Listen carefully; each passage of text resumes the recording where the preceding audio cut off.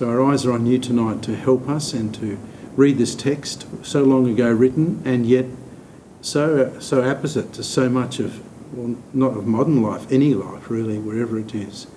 And we'd like to ask that you give us wisdom ourselves as we read it in Jesus' name. Amen. Thank you.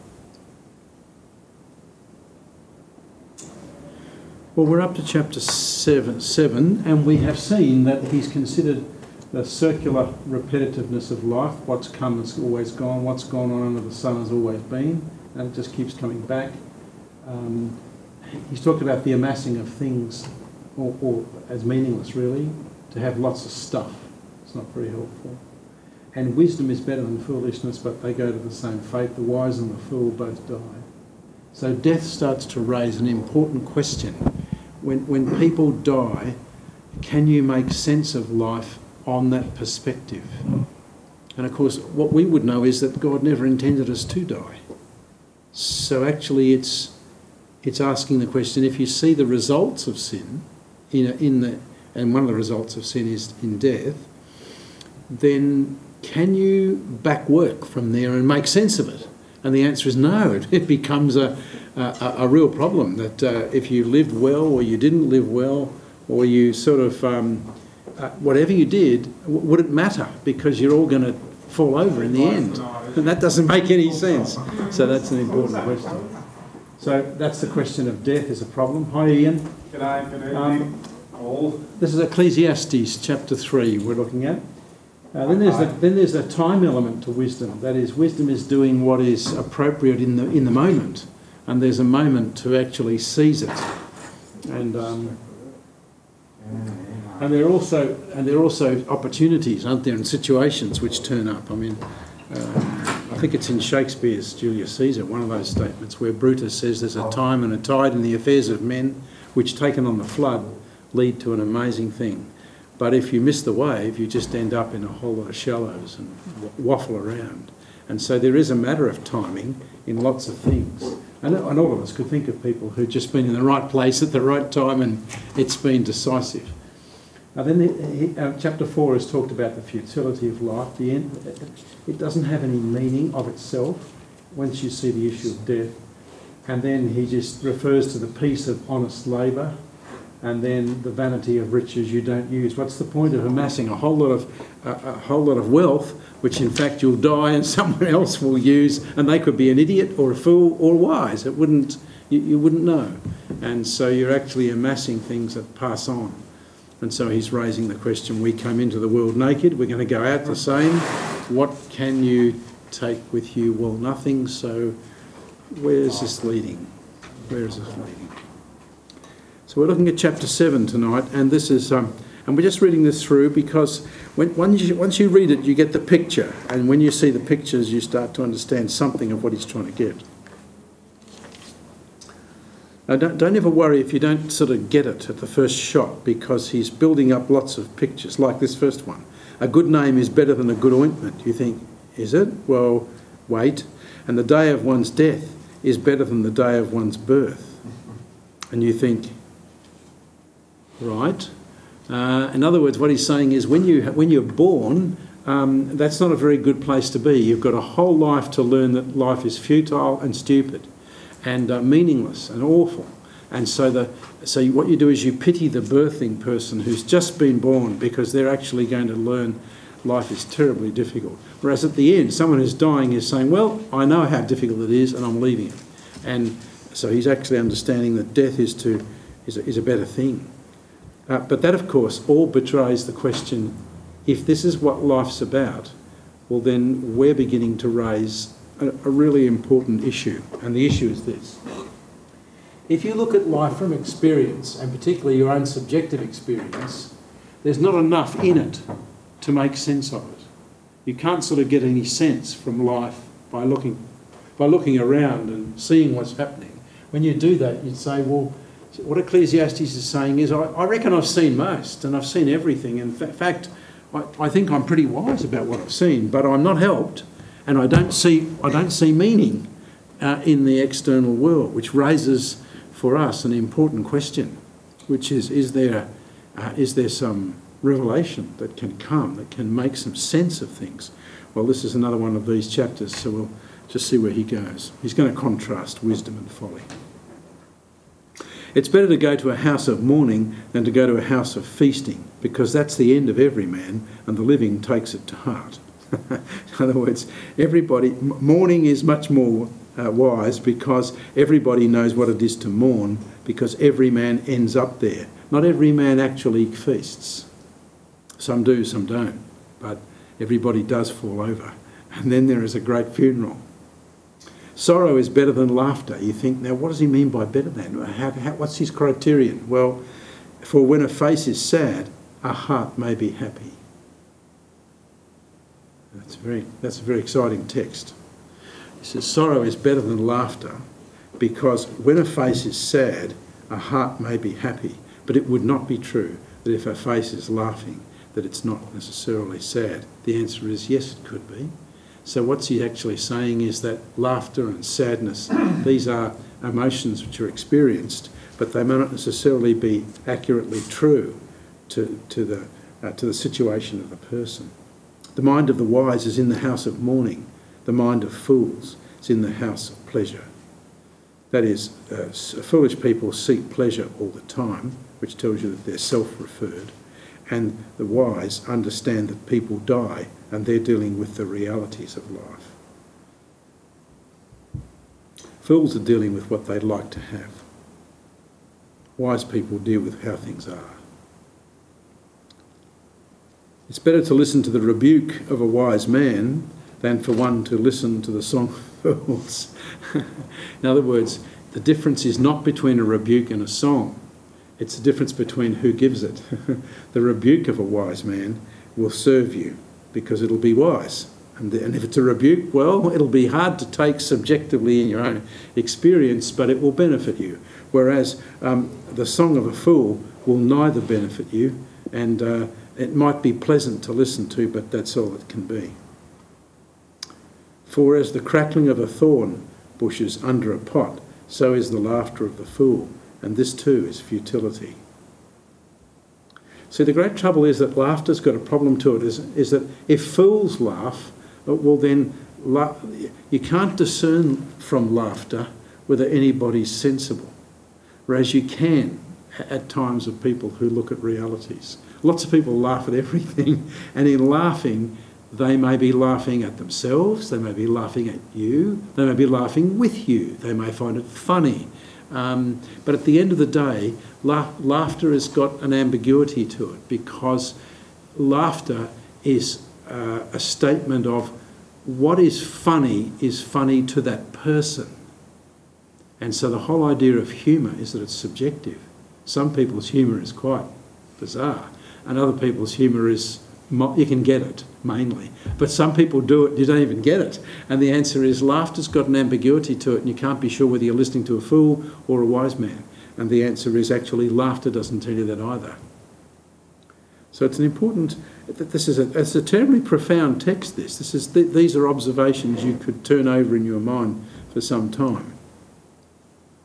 For oppression makes a wise man mad, and a bribe corrupts the heart, and the end of a matter is better than its beginning.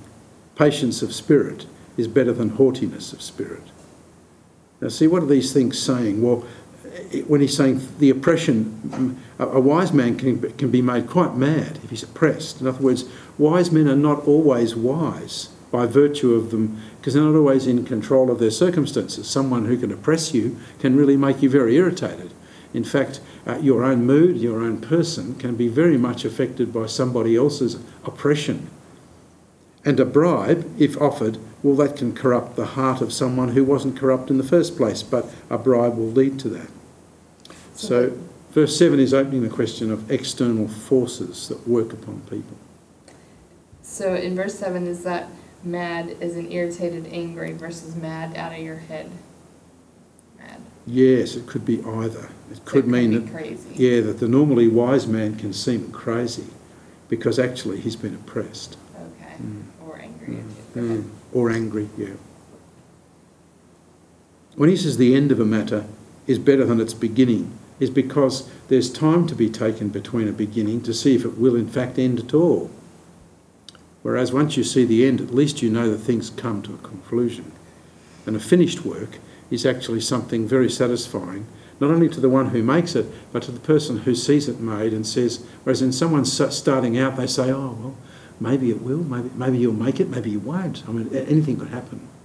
So beginnings are always dodgy because you're not quite sure whether they'll finish. But when something is finished, then you can be sure that what was set out, in fact, was done. So this is what he means by is better than. Patience of spirit is better than haughtiness of spirit. Do not be eager in your heart to be angry, for anger resides in the bosom of fools. And do not say, why is it that the former days were better than these? For it's not from wisdom that you can ask about this.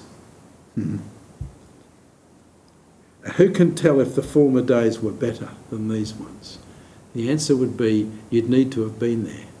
And even then, your conceptual basis for comparison would be your memory of them. And which of us has not found that our memory of even the things we found difficult, let's say, in the past, and say, no, the past was worse than this because I remember. And the answer is, well, wait a minute. In every place, what this man is saying is, in every place, whether things are difficult or not difficult, how can you ever be sure of the deep meaning of anything? And in what sense better? Easier? Harder? In other words, what you're left with is, it's very hard to talk meaningful about something being better than another.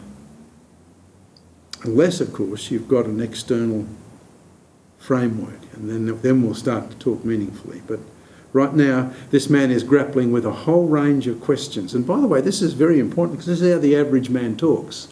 The average man talks like this all the time. He says, well, I don't know, it's finished. Well, that's good. At least it's finished. It's better to be finished than starting. You think, yeah, that's true. You've seen that the things come to a fruition. That's a solid thing.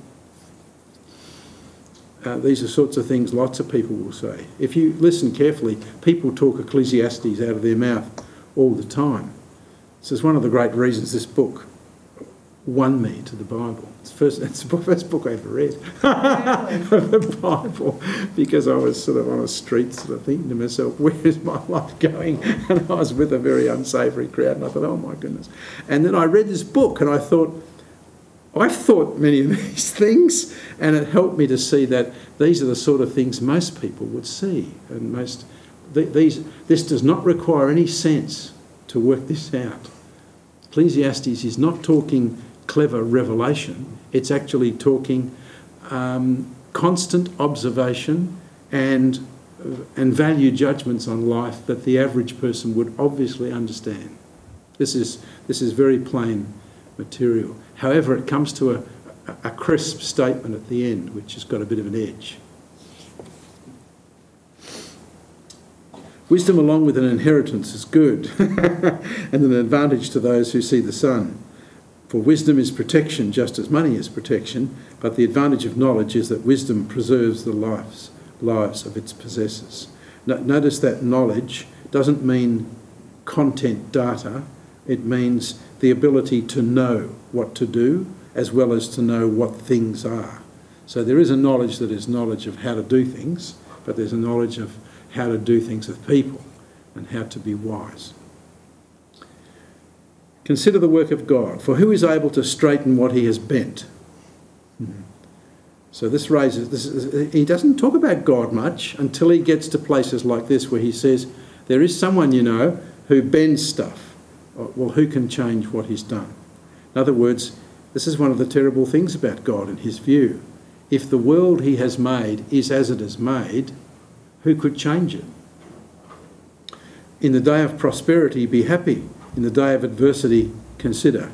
God has made the one as well as the other, so that man may not discover anything that will be after him. Now that's just a cynical comment, because God has made the one as well as the other, but God does things for us in adversity, which he also does in times of prosperity. But actually, what we understand is we learn to deal with both of those as coming from the hand of God, and therefore we receive them, and we receive them equally. But he says, so that a man may not discover anything that will be after him. That is, you have happy times, you have adverse times. God seems to allow both. Who can discover anything that'll be after him? Does this lead you to anything, to any knowledge of what will be when you've gone? I've seen everything during my lifetime of futility. There is a righteous man who perishes in his righteousness, and there's a wicked man who prolongs his life in his wickedness. This would be, of course, the same as the Psalms would say. Why do the wicked prosper? Do not be excessively righteous, and do not be overly wise. Why should you ruin yourself? So this is the middle ground. This is the via media. This is the way that says, don't be too excessive. Don't. This is what people would say. Don't be a fanatic, and don't be over the top, and don't go so far left or so far right. Just be in the middle, where where it's sort of where everybody can cope. Don't be too wise and don't be too righteous. Don't be excessively wicked and don't be a fool. Why should you die before your time? Implication, the excessively wicked do, and so do fools. It's good that you grasp one thing and also not let go of the other, for the one who fears God comes forth with both of them. So now we're starting to talk in a sort of almost a dialectical way of thinking, or at least to say, truth does not lie in one thing. You can understand one thing, but don't let go of the other one. You actually need to hold that, and you need to hold them both together, and you need to recognise that that's his whole point about don't be excessively righteous or excessively wicked or stupid or terribly wise. Just be a bit of a middle ranger. Or is he saying you need to be a bit of a both? You'll find out that in actual fact you have to hold them both. Wisdom strengthens a wise man more than 10 rulers who are in a city. Indeed, there's not a righteous man on the earth who continually does good and who never sins. That's his observation. Also, do not take seriously all words which are spoken, lest you hear your servant cursing you. In other words, there are people not worth considering. If the king walks by and the servant is cursing him because of the work he's got, he says, it's best the king doesn't hear that. And nor should he take it seriously. For you also have realised that you likewise have many times cursed others. I tested all this with wisdom, and I said, I will be wise, but it was far from me. What has been is remote and exceedingly mysterious. Who can discover it? I directed my mind to know, to investigate, and to seek wisdom and explanations, and to know the evil of folly and the foolishness and the foolishness of madness. And I discovered more bitter than death, the woman whose heart is snares and nets, whose hands are chains. One who is pleasing to God will escape from her, but the sinner will be captured by her. Now, this is a theme you'll see developed in Proverbs again and again. It's not to say that women are more nasty than men or wickeder. It's simply to say that there is a deep snare in some women. And the answer is often they're a snare because men themselves are to be snared. In the sense that the problem is in the person, in the man, not the woman. Sometimes it's in both. Sometimes it's in the woman. It works both ways. Behold, I've discovered this, says the preacher, adding one thing to another to find an explanation, which I am still seeking, but I have not found. I have found one man among 1,000, but I've not found a woman among all these. So he's quite a misogynist in his view. His understanding of what he's saying is, I don't find women at all upright. Now this is one of the things that people do, is that they start, if he spends his whole time in knowing men, well then he might find women mysterious and hard to understand. Who can tell? Well, if it was Solomon, he had enough women, so he would have had enough experience. He did. Behold, I found only this, that God made men upright, but they have sought out many devices. So by they, I think he means the women. So I think he's got a bit of a bent here. He's got a bit of an angle, and his angle is that women are not to be trusted. They're a bit dodgy. Now, all this is sitting for you in Scripture. All this is actually a presentation not of truth per se, nor is it claiming to be. It's being stated as something a man has come to think in the light of the life that he's watched and seen. And you can understand that. There are many, for example, many women who can't stand men because their whole experience of the men they've ever met are disastrous. And similarly, a man who's met a disastrous bunch of women has a view, because what you're actually seeing here is the great limit of subjective experience. People who work off their experience, and everybody does, amazingly. It's an amazing thing. People do not work off revelation, they work off their experience. And we'll come to see that's an important problem.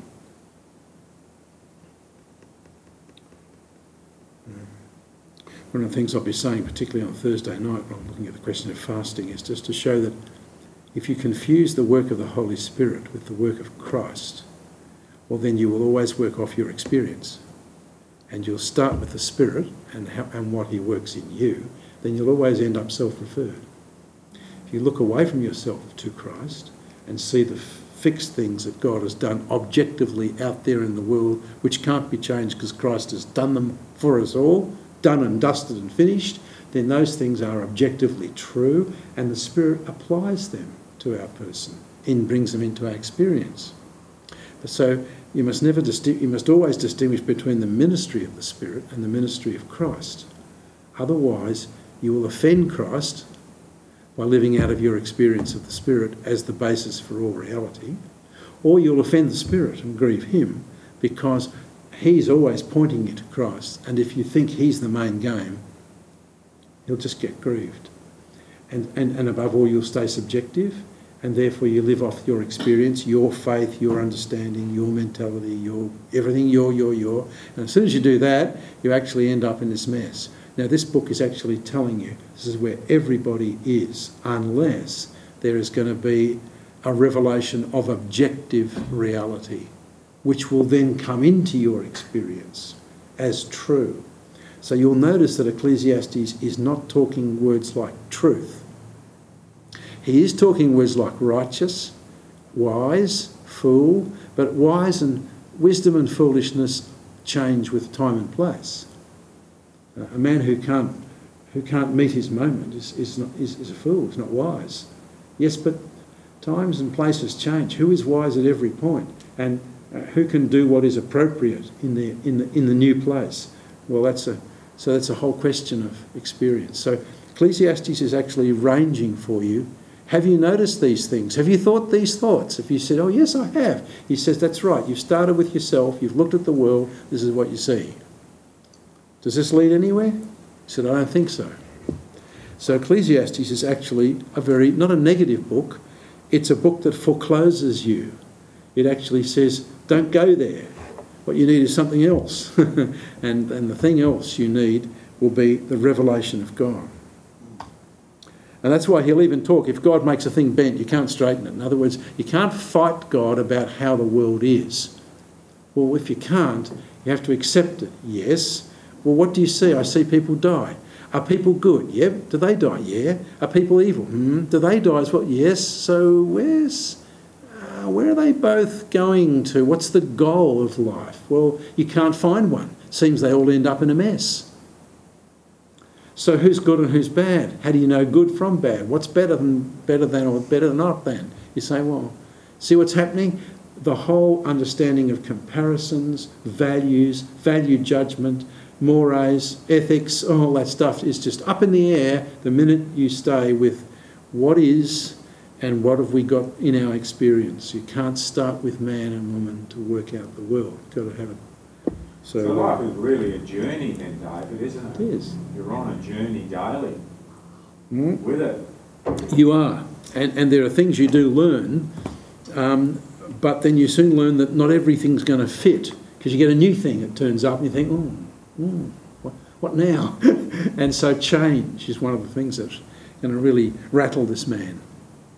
Although he says it's all been done before, there's nothing new, as in nothing that's a novelty, but nevertheless I can't pick what's coming next. And if I'm born young, I haven't had a lot of experience, so I have to wait and see it all. But the old bloke who's had that experience, he's come to a thing that says, I don't think it matters a great deal which way you go here. There's no meaning here. There's nothing to strive for. So the cyclic thing starts to undo. But the only constant thing we're living in is change all the time, isn't it? From our perspective, yes. That's why we need revelation to discover what doesn't change. He makes it clear there's a motivation here. You fear God, you please God, and obey. Later on, he talks about obey the King.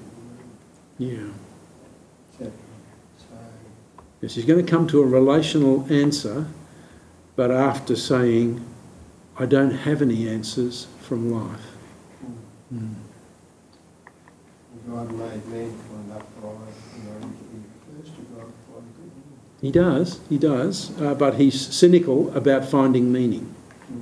But this is King Solomon, really, that is really stating, if they say that he wrote this book, this is the journey of his life, really. Yes, it's what he's saying. This is his journey when I look at it. King Solomon's journey. And these are the things that happened to him at the journey of life. True, but the word journey is a modern word, and you have to ask, journey to where? Wow. For what? On what? And what he's saying is, it's meaningless. Well, that's where he comes to. Yeah, he does. He does come to that on the basis of wisdom. He doesn't come to it on the basis of there is a God over all this, and we need to look to see what would please him. What are our duty towards him? We'll come to look at that. He doesn't have an answer, but he has a set of observations which foreclose and cut that out, and it's a very helpful book, because what it actually says is no answers from philosophers and men and women and life. And as soon as if you study philosophy, for example, in universities, you soon see that the whole thing is cyclic again, and it just repeats. And as does philosophies of education still repeat. The education department is just a classic example of just trying one thing, trying another thing, and another thing, and another thing, and another thing, and then it returns. And the older you get, the more you realise we've seen that before. All right, let's try and see where this is going to end.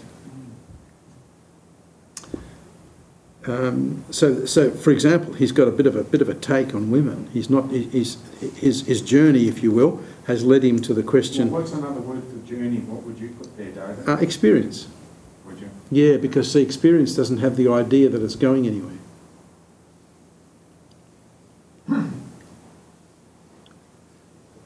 Which, if you think about it, is quite important.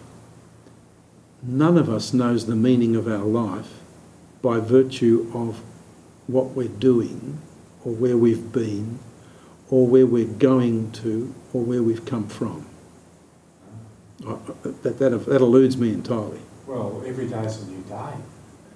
Yes, but that's another way of saying, I think it is, correct me if I'm wrong, that's another way of saying there's no meaning coming out of the past for me. So when we talk about journey, we may think of a journey. A man sets out from Paris to go to a journey to Rome. Well, he'll certainly know when he's arrived, because he comes to Rome. But if you say, and he's on a journey right now, you say, yes, but the meaning of the journey is Paris to Rome. That's what the journey is. My life is a journey.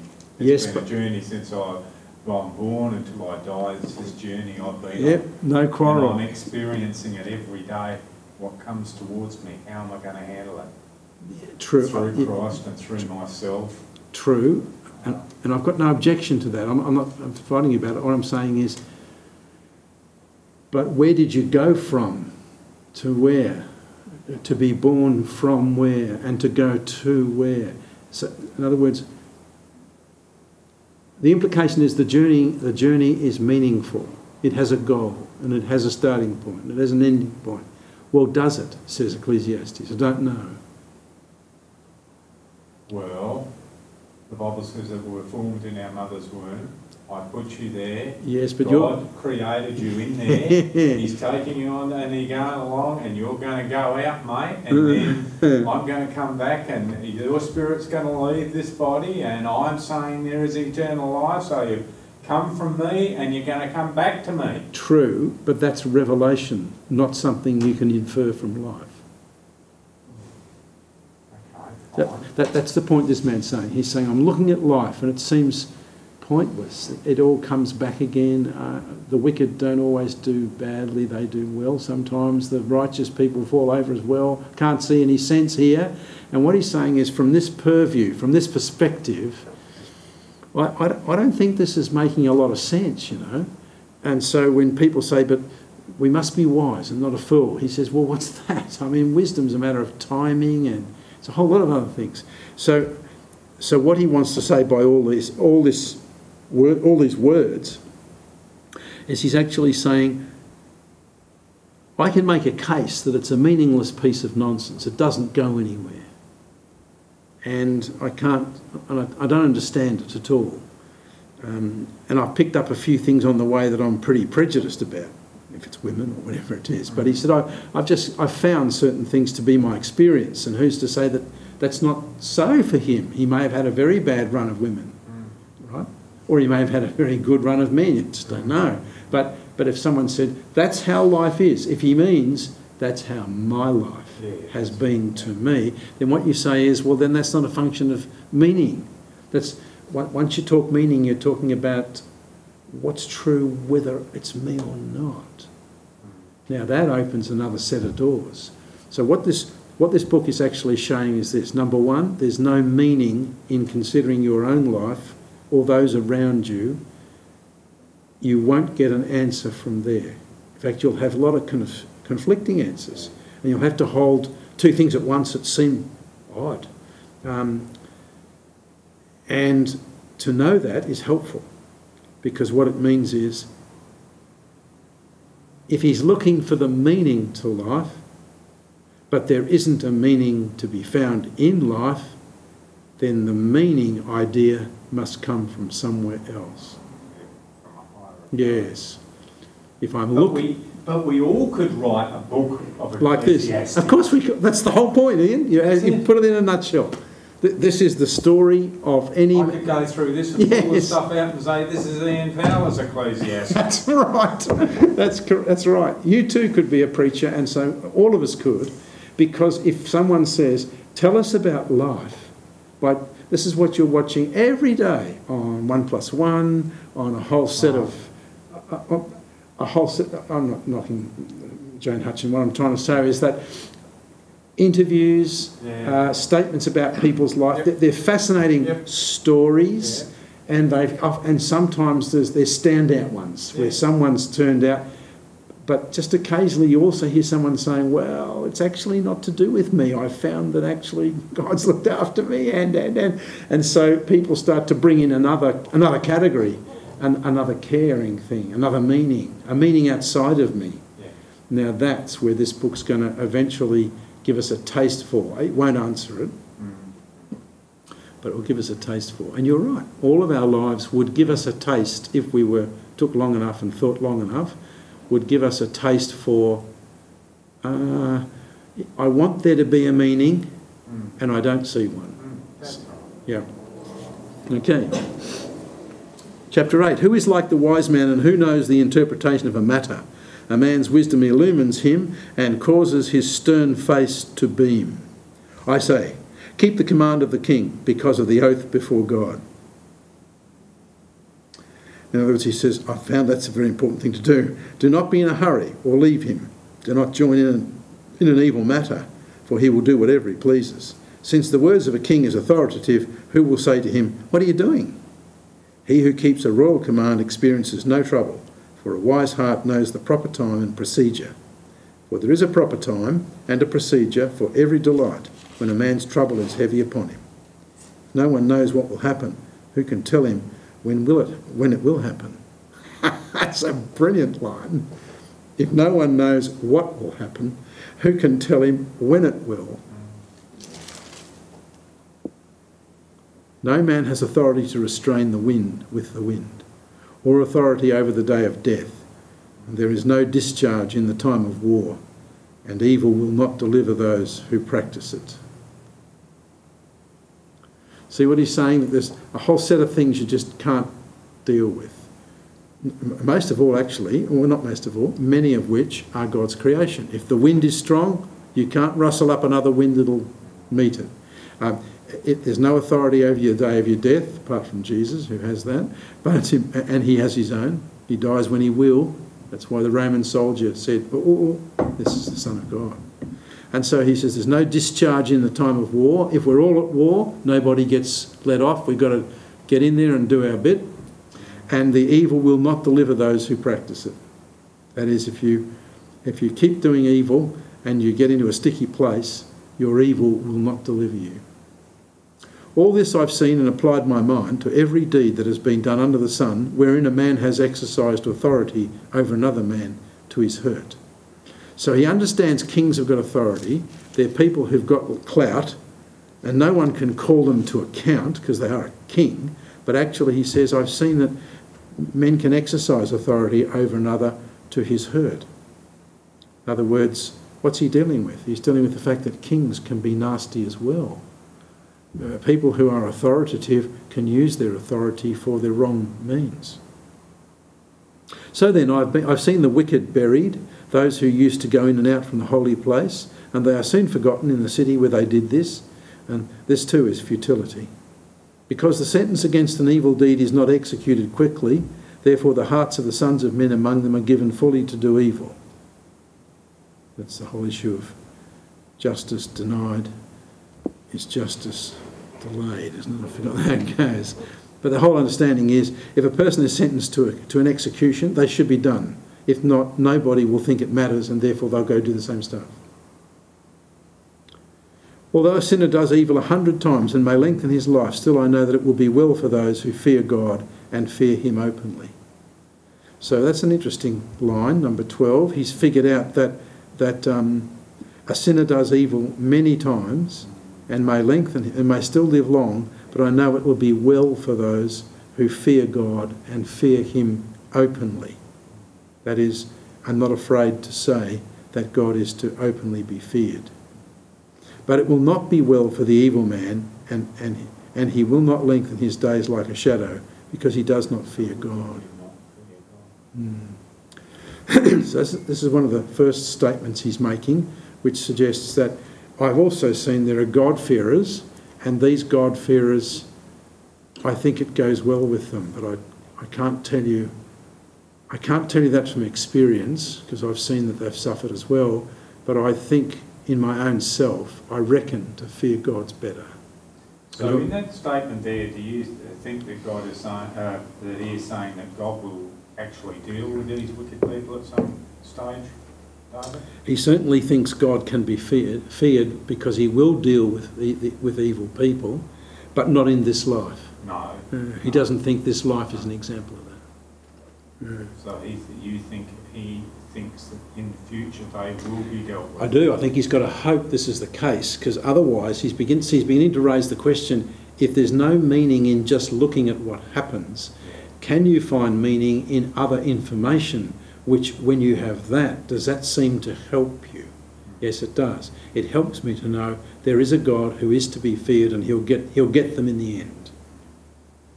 But he doesn't learn that from life. No. He applies that to life. See my difference?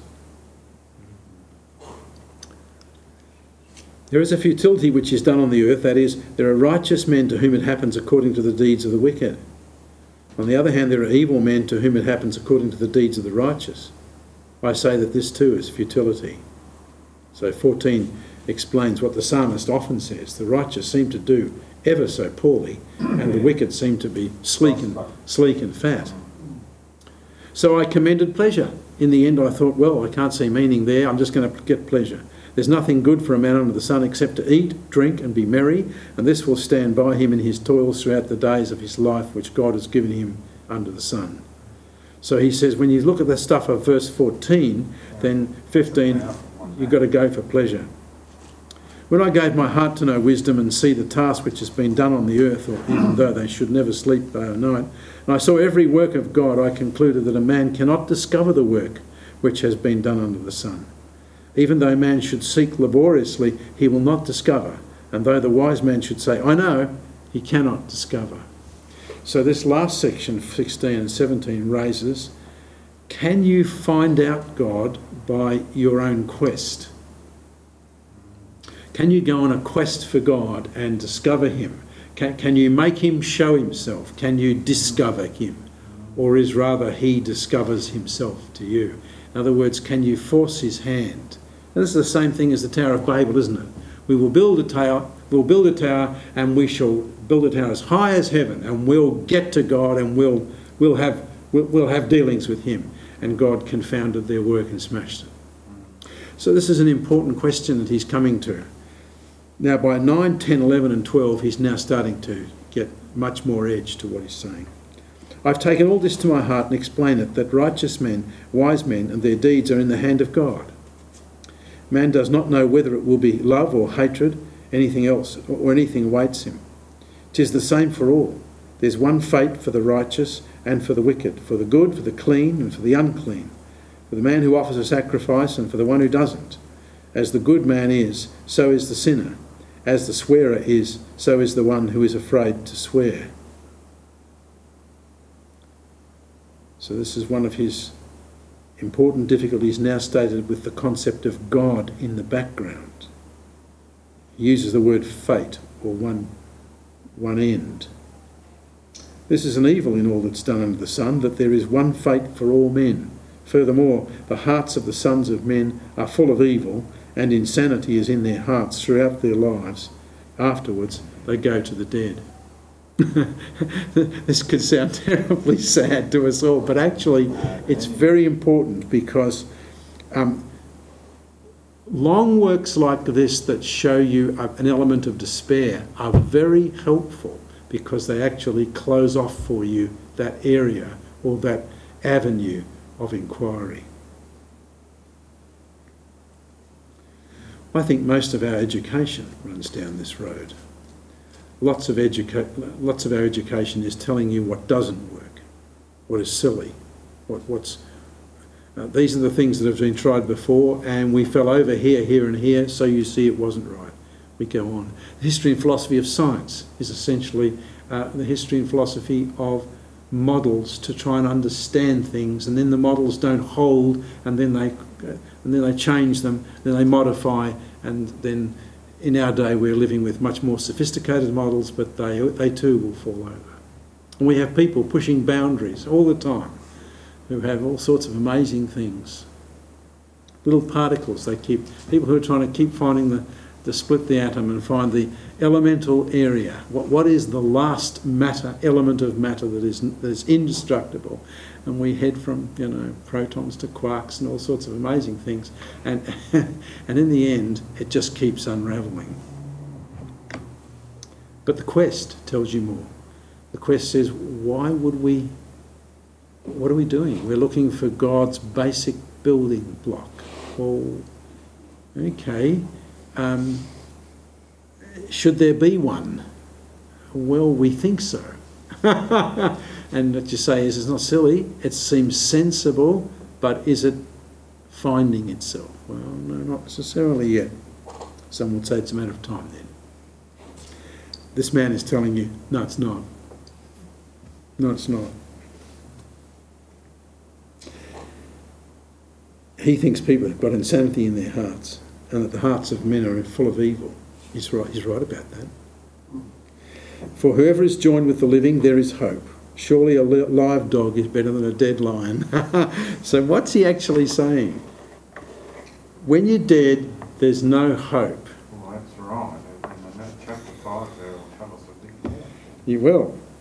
But while you're living, there's still hope. So hope is for the living, but it isn't for the dead. One of the most amazing things about the gospel is it will tell you that there is hope for the dead. And so what Ecclesiastes sets you up for is to actually... When I first read this as a young person, I then found the gospel articulated to me, and I thought, wow, here are the answers to this book. So this is a book that drove me into the ground, but prepared me greatly for all the lovely things the gospel does sort. For the living know that they will die. They at least know that. But the dead do not know anything, nor have they any longer a reward, for their memory is forgotten. Now this is a Jewish view of the dead, and it's important to know that. But it's important to also see that their memory is forgotten. Even this, I don't know whether it surprises you, but the minute somebody dies, there's a funeral, people remember, and then within 4 weeks, it's over. That even hit me going, you know, I just thought the same thing as you, David, when somebody dies, how we forget about them so quickly. We do, we do. And even our own family and our own mother and father and siblings, I think, I don't understand that. No. It just goes and... No, that's dead right. And one of the most amazing things that happens is that we're often in a place or a time or a setting, and we remember my dad did this or whatever, and so the thing that brings it to mind is not remembering the person, but because you are in the present where the similar situations are happening, it triggers a memory of that person, but and the person themselves, yes, probably, and the person is forgotten, only to be brought back by the same thing happening under the sun.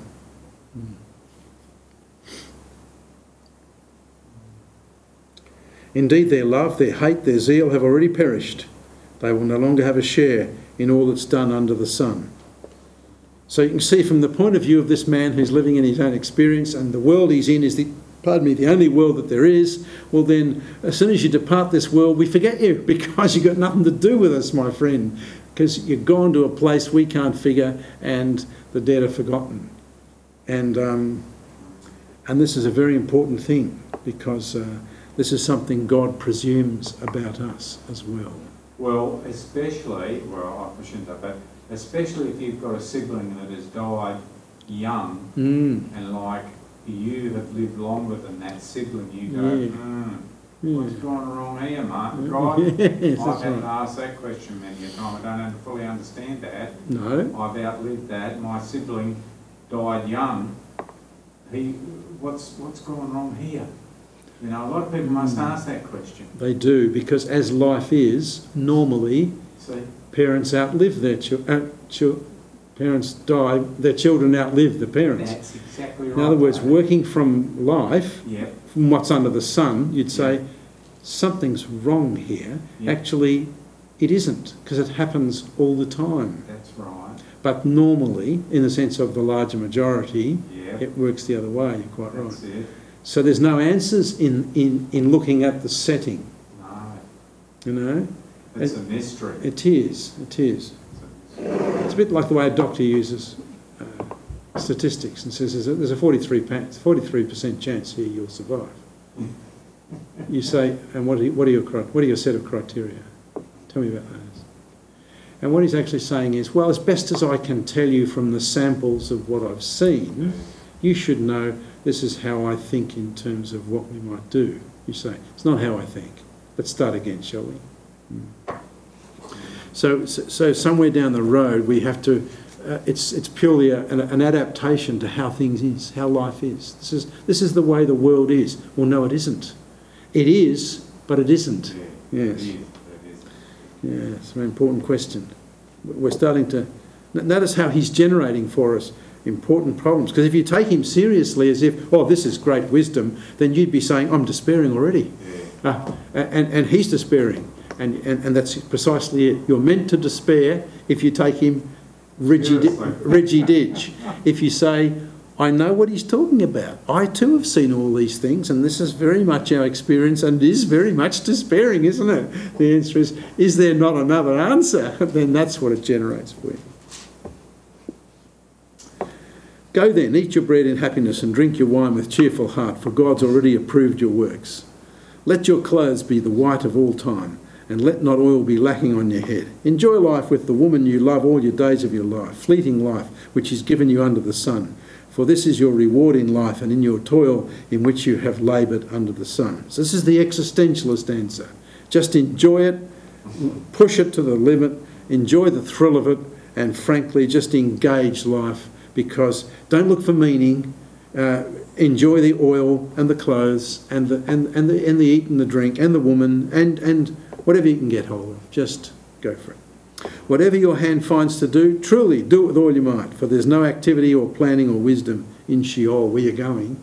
In other words, you'll not have the experience in Sheol of planning something and seeing it come to pass.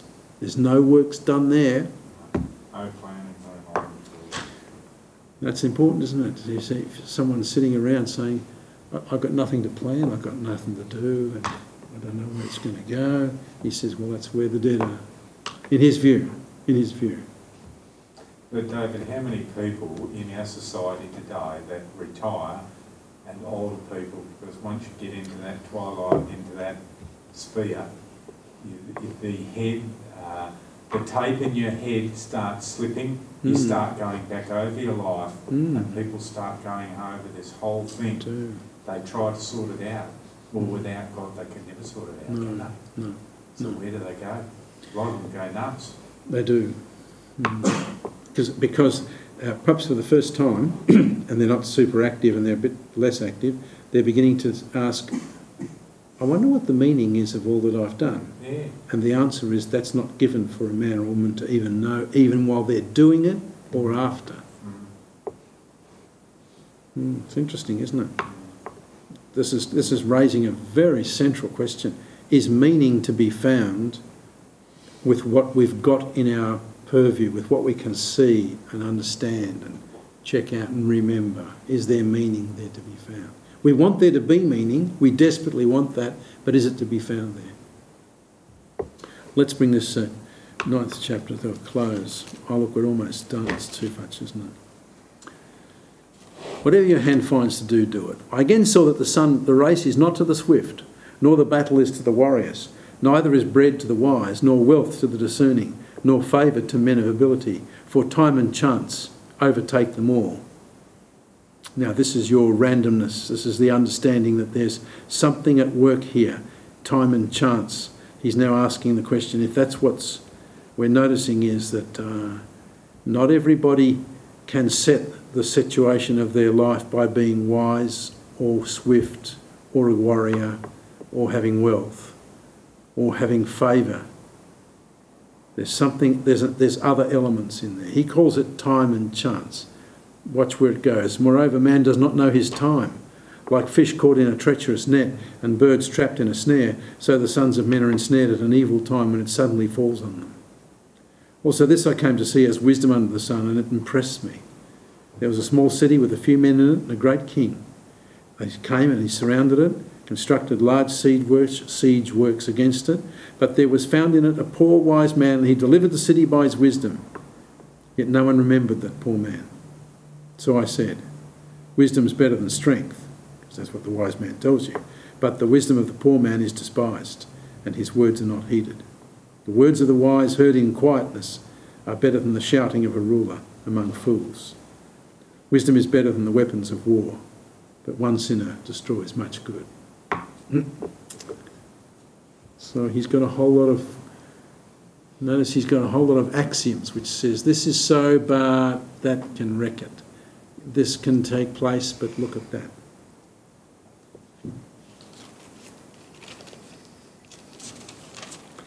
I'm looking at our time gone, and I've got only 3 chapters. Shall we read them? Let's finish it. Yep. Dead flies make a perfumer's oil stink, so a little foolishness is weightier than wisdom and honour. Meaning weightier because they can mess it up.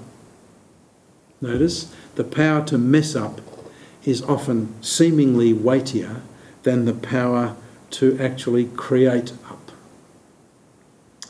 Which is another way of saying, once sin enters the world, everything beautiful can be marred easily, but you can't do the thing God has done in the creating of it. A wise man's heart directs him towards the right, but the foolish man to the left. Even when the fool walks along the road, his senses lacking, he demonstrates to everyone he's a fool. If the ruler's temper rises against you, don't abandon your position, because composure allays great offences.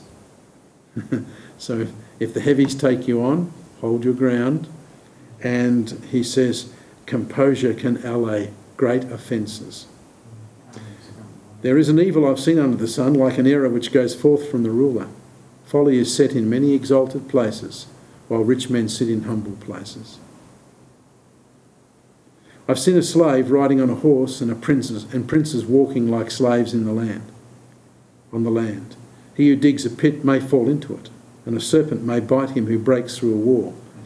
He who quarries stones may be hurt by them, and he who splits logs may be endangered by them. If the axe is dull and doesn't sharpen its edge, he must exert more strength. Wisdom has the advantage of giving success. If the serpent bites before being charmed, there's no profit for the charmer. So what he's actually saying is people do fabulous things, but there's risk in all these things, and it can go both ways. Words from the mouth of a wise man are gracious, while the lips of a fool consume him. And the beginning of his talking is folly, and the end of its wicked madness. Yet the fool multiplies words. No man knows what will happen, and who can tell him what will come after him? The toil of a fool so wearies him that he does not know how to go to a city. Woe to you, O land, whose king is a lad, and whose princes feast in the morning. Blessed are you, O land, whose king is of nobility, and whose princes eat at the appropriate time, for strength and not for drunkenness. Through indolence the rafters sag, and through slackness the house leaks. Men prepare a meal for enjoyment, and wine makes life merry, and money is the answer to everything. They're the three statements. Furthermore, in your bedchamber do not curse a king, and in your sleeping rooms do not curse a rich man, for a bird of the heavens will carry the sound, and the winged creature will make the matter known. In other words, you've got to be very careful what you say, and don't think you're ever private, because you're not. And in this part of the world we live in, definitely not. Well, now he opens with 2 chapters something very... he's got a set of... he's now moving to advice. You'll notice that. He's not philosophising. He's actually starting to tell you some things. Cast your bread on the waters, for you will find it after many days. I take it that means that it's better to actually, well, as he puts it in verse 2, divide your portion to 7 or even to 8. You don't know what misfortune may occur. This is the idea of, isn't it, of spreading your risk. If the clouds are full, they pour out rain upon the earth, and wherever a tree falls towards the south or the north, wherever the tree falls, there it lies.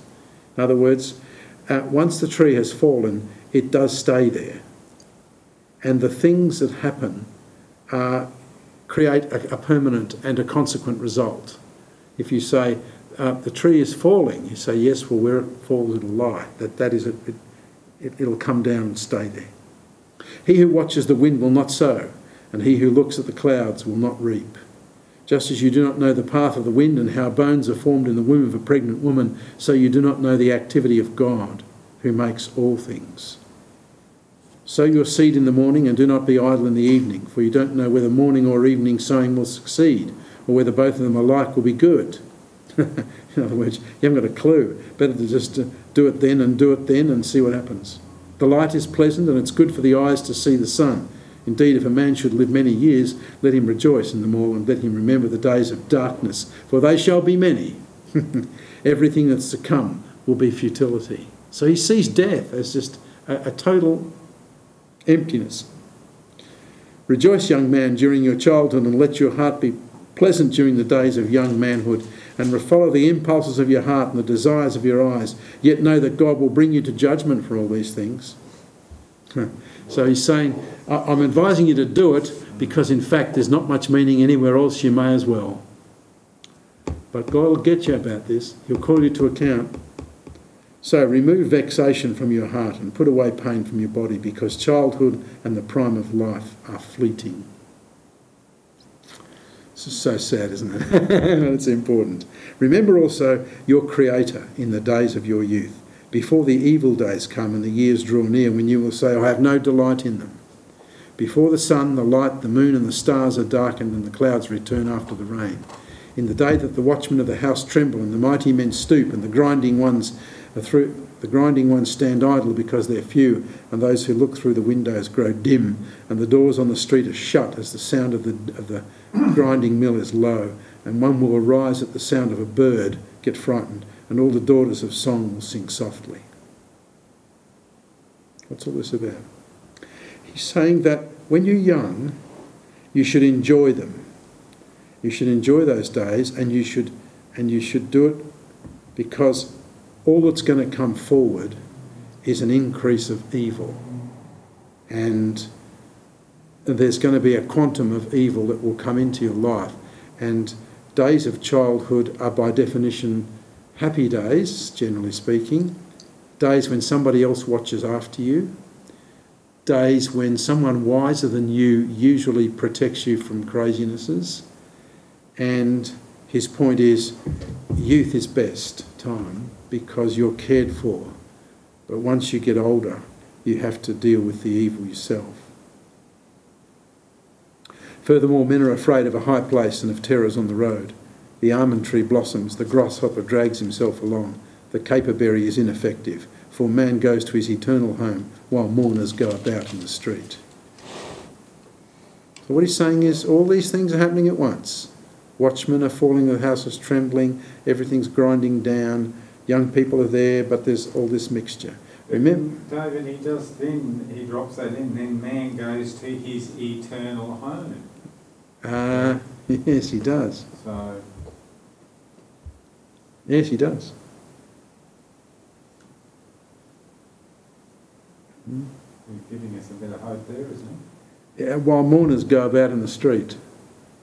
Yes, I'm not saying this is hopeless. What I'm saying is he is convincing us that life is a very, very confusing thing and extremely hard to understand of itself.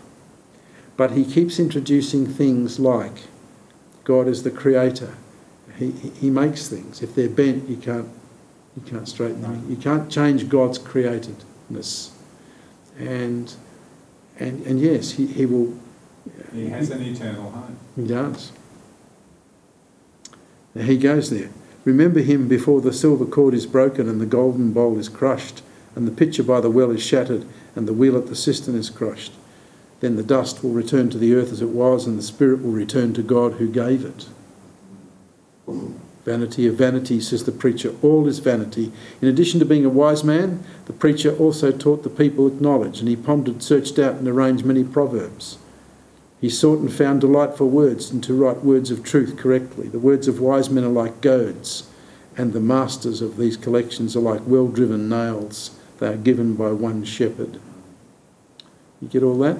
A goad is a thing you poke an animal with to make it do what you want to do. Like an electric prod. Yeah, like an electric prod. And so the words of wise men are like goads. They drive us to consider what they've said and then to go in a direction. But beyond this, my son, be warned. The writing of many books is endless, and excessive devotion to books is wearying to the body. The conclusion then, all has been heard, is fear God, keep his commandments, because this applies to every person, for God will bring every act of judgment, everything which is hidden, whether it's good or evil. So he comes, right at the end, he comes to a statement which says there is a God, you need to take great care about him, and you should fear him and keep his commandments, because that's the thing that applies to every man. Now there's a clue. What he's saying is, under the sun, everybody's so different. It's rich and poor, and there's princes and slaves, and there's all sorts of people, and there's wise and foolish, and there's just such a great variety of human beings. But there are some things that are common to them all, and this is the question as he's raised in the early part of chapter 12, that God will judge them. And secondly, what he's saying is, it applies to God that you should fear him and keep his commandments, for he will bring every act to judgment. So what's he actually certain of only? That there is judgment that follows, like you see in Hebrews, that it's appointed unto man once to die, and after that comes judgment. So he's actually saying to be judged by God will follow your death, and you need to know that this is a matter of certainty, and when everything's been heard, when everyone's talked all the stuff of the world and the way they see things and their clever wisdom and their own perceptions, he says when everyone's done all that, when they've written all their books, at the end of the day, you should fear God and keep his commandments. And remember God in your youth.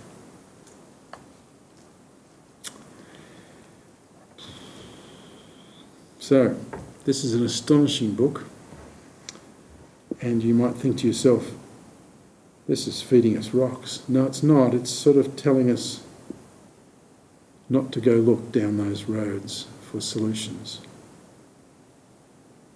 So it engenders a great lust and a great desire for revelation from God, and saying to God, can you tell us what this means? And why is this happening? And how often, when all our prayers, we say to God, why is this happening? What's the meaning of this? How does it go?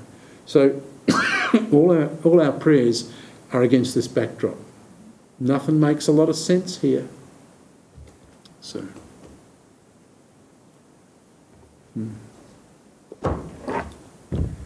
Lord, we'd like to thank you that we could even read it.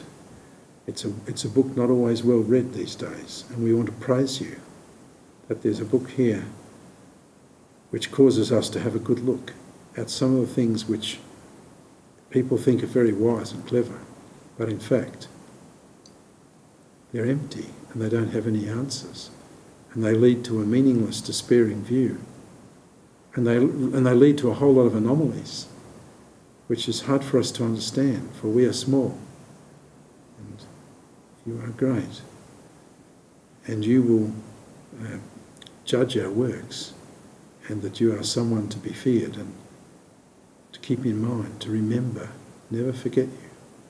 And so we'd like to ask that you would awaken us to the futility of man's own thinking, and help us to understand when men and women do have thinking, which is not for your foolishness, but is based upon your revelation and upon what you've said is true and how things work. I'd like to ask that you give us that wisdom in Jesus' name. Amen.